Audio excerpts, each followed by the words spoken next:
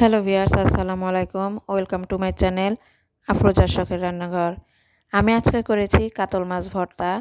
Viewers, এই ভর্তা দিয়ে ভাত খেলে আশা করি ভাতের সঙ্গে আর কোনো কিছু লাগবে না। এই ভর্তাটা অনেক মজার হয়। তো চলুন দেখে নেওয়া যাক এই কাতল মাছ ভর্তাটা আমি কিভাবে করেছি।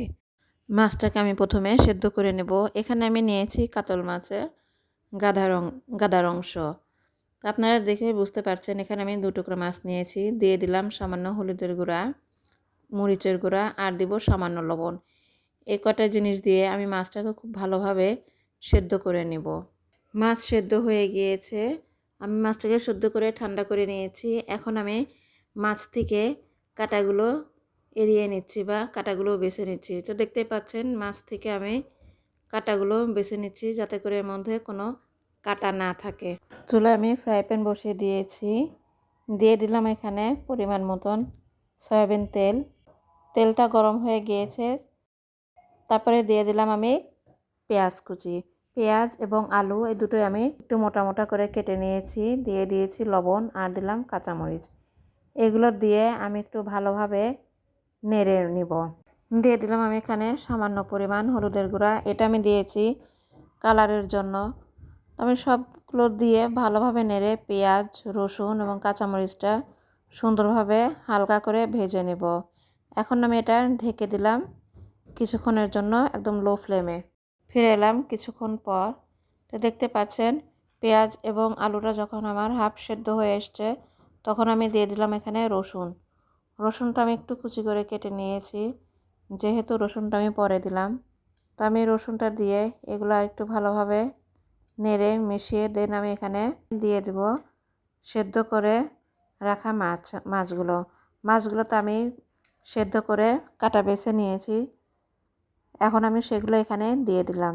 আমার মাছগুলো দেয়া হয়ে গিয়েছে।